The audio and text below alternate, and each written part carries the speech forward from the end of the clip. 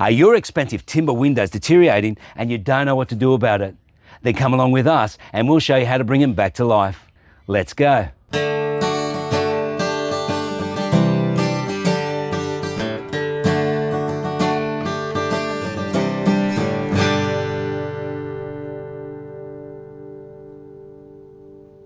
Hey guys, Musa here from Quantum Home Improvements and Solutions. Welcome back.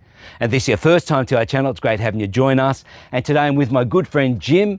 G'day. And so Jim contacted me back a fair while ago and said he's got a problem with his timber windows. Now these timber windows are a cedar made by Stegbar, and Stegbar is a really good product. So Jim, how long have you had these windows installed? About 4 years. And they put a lacquer on here, is that correct? Yeah, that's right. Okay. Yeah, the lacquer, and as you can see, it's deteriorated. I've got to say, this is a common problem. So there's a bit of a minefield, and to explain that in one hit is probably too much. I'll explain it as we go further along.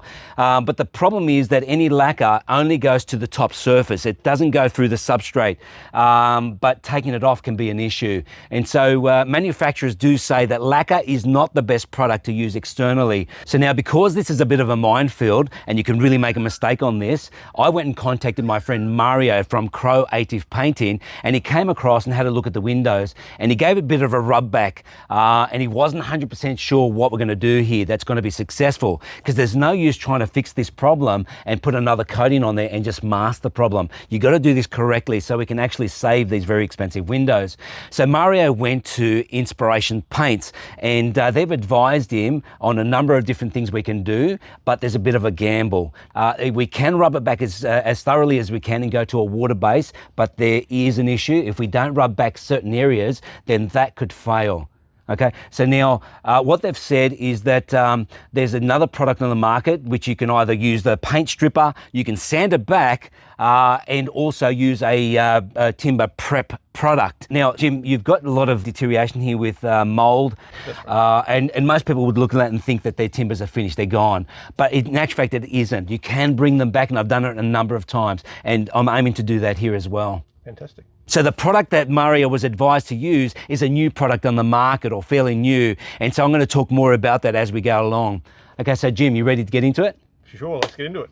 Okay, so I've got Jim on the inside. I'm going to get him to open the window so we can take this hop window out. But the problem is right now is that the window is actually not in position properly. So it's actually hitting the timber here, and there's a big gap here. So later we're going to adjust the top bracket to try to swing it back this way so it can open properly.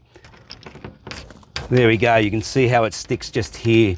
So we're going to have to fix that problem. Hey, look, Joey came and joined us. Hey, Joey.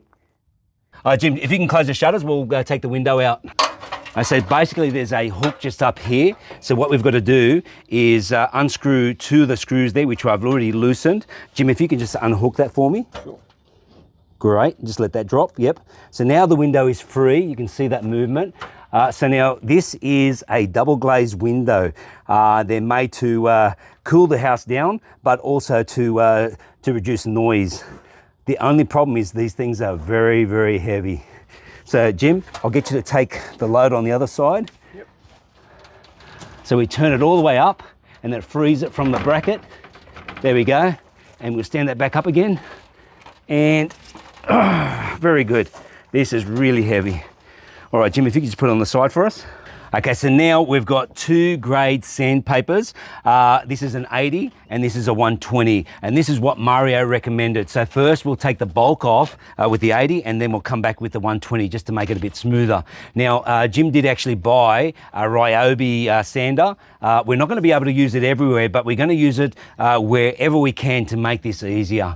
So we've left the fly screen on. Dust will go inside.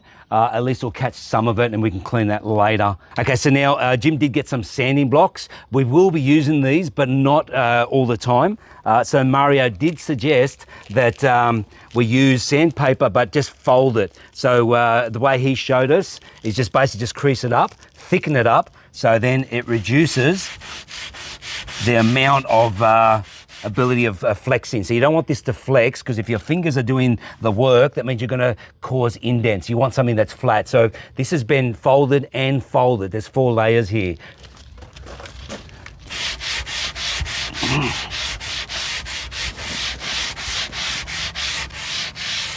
Jim, that's looking pretty good, isn't it? It's fantastic, yeah. Yeah. Really come up well. Yeah.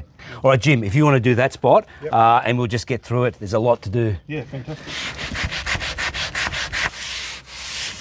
Do I worry about the fact that there's that black stuff or not? A lot of that's got to come out. Right. So you got to tush down harder.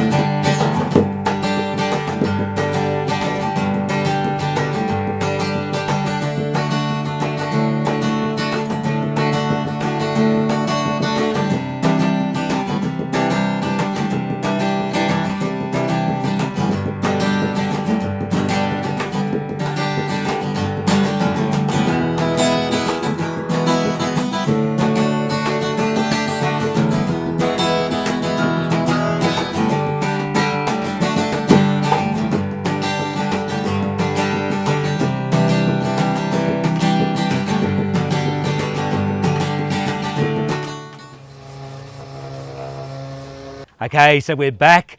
We've just come from Inspiration Paints. Thanks to the guys there. We got a rundown on which is going to be the best product, and the product we got was Intergrain Universal Timber Oil. So Jim, what's the tint that you got? So the tint's called Honey Gold. Honey Gold. So we're just going to add the Honey Gold to this and then stir it in. Now this turned out amazing. What do you think, Jim? It's fantastic. You know, Yeah. 110 times better than it was. Oh, it was, eh? So all that mold is now gone, or whatever it was. Everything's come back to its real colour. So that blondie colour is gone, and it's gone back to that, like that pinky beige colour. Yes. And so that gold will just give it that similar look to the shutters, and that's what we're aiming for. Okay, so we've only done the first layer of sanding and we used an 80 grade paper. So now we've got to go through and use a 120. Thank God you actually got that sander. It took us 4 hours to sand this down. Yeah. Without that sander, how long would it have taken? Wow. Yeah. Jim, that was brilliant. She'll be here tomorrow. Oh.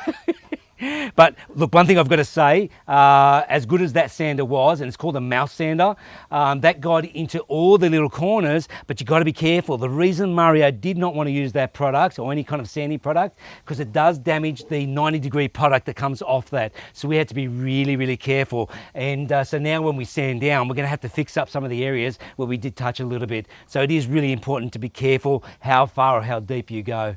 So one thing that guys told us from Inspirations is that because we've sanded this down so well, we actually don't need to use a wood cleaner. So this is great. When we sand it the second time around, it'll take out even some of the places we did miss.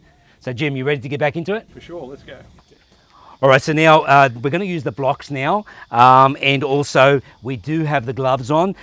You would have seen during the time lapse that the gloves were deteriorating very quickly. You do have to put a lot of pressure. And one thing that I was advised from Inspirations is when you're sanding, sand with the grain before you coat. In other words, we're going back and forth like this. Now what they're saying is go with the grain. So when I'm finished, I just do one with the grain, like that, to finish it off. And so that will allow the oil to penetrate the timber better.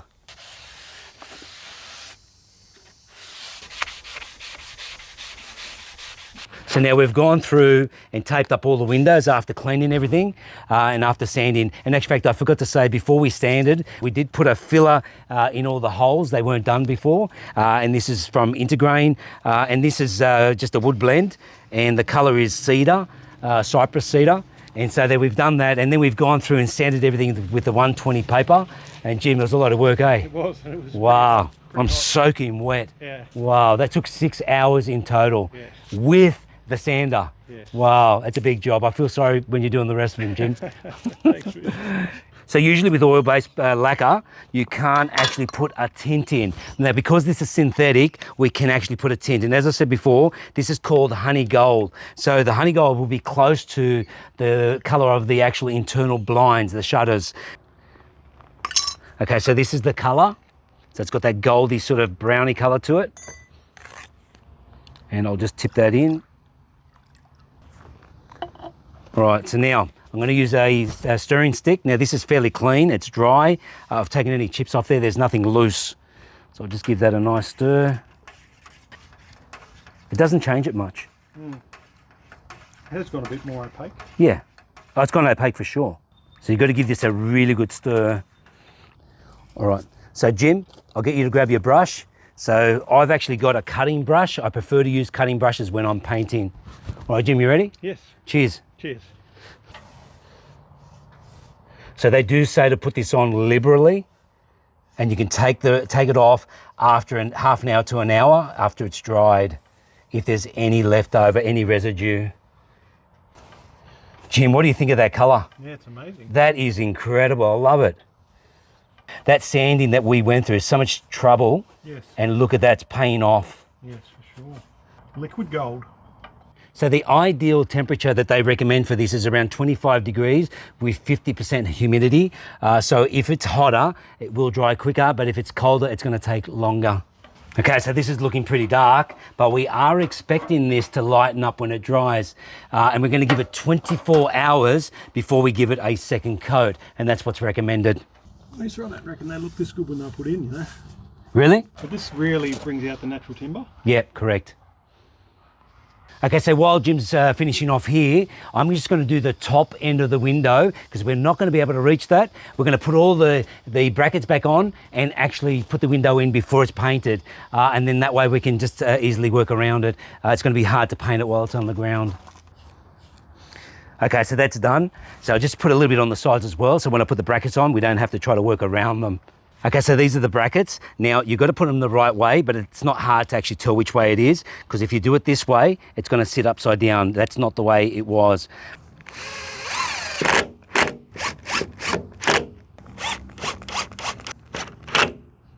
Okay, so they're in. Now we'll put the brackets on the window and we'll get the window in. All right, so that's in. Now, this is where we're going to try to correct the problem we had with the window hitting the sill on the left side looking from the outside.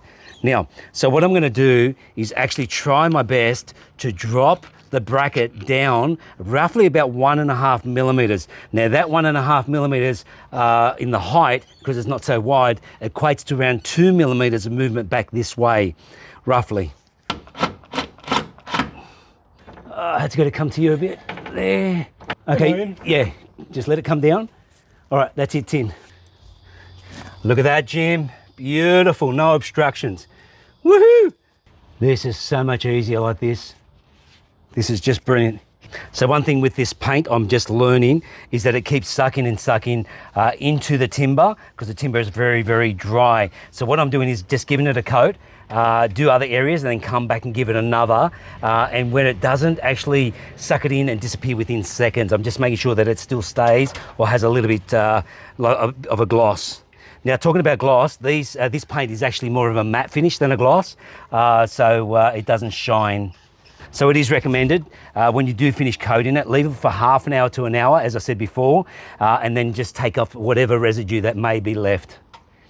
All right, Jim, this is finished for today. We'll come back in 24 hours and give it a second coat. Fantastic. Thanks, Musa. Okay, we're back, we're cleaned up. It's 24 hours later. I'm feeling fresher. How do you feel, Jim? Yeah, pretty fresh. How'd you feel after that yesterday? Pretty tired. Yeah. It was a big day. It was a big day. And the sun was just... Oh, it was horrible. Yeah. And one thing is really important. The reason I ask you that, it's best to do the job right the first time. Yeah. It's going to make it so much easier. All right. So Jim, now we're ready to give it a second coat. This is looking fantastic. I love it. It's dried up a little bit lighter than what we had yesterday. Yes. And that's blending beautifully with the bricks. And it's a tone to the internal shutters. Yes. That's looking good. But what do you think? Oh, I love it. Yeah, and I really love, I think with this, you can see the grain a lot more in the wood. I really like that. And I do, I think the colour's just spot on.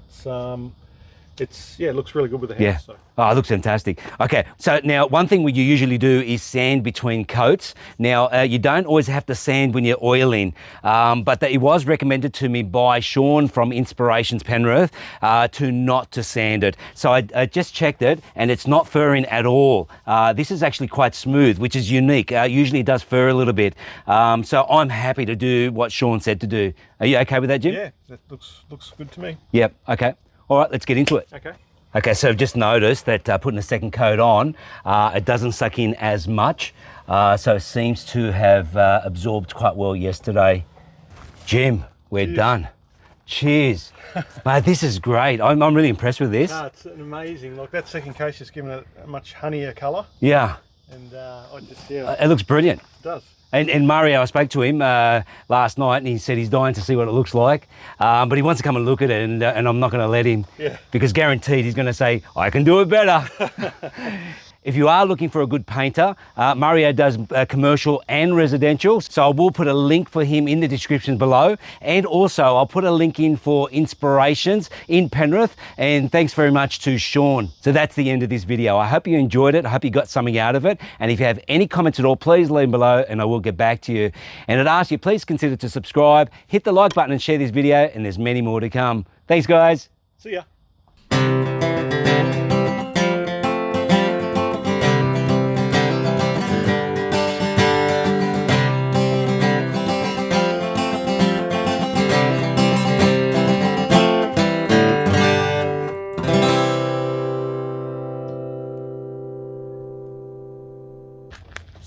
Glass is so clear.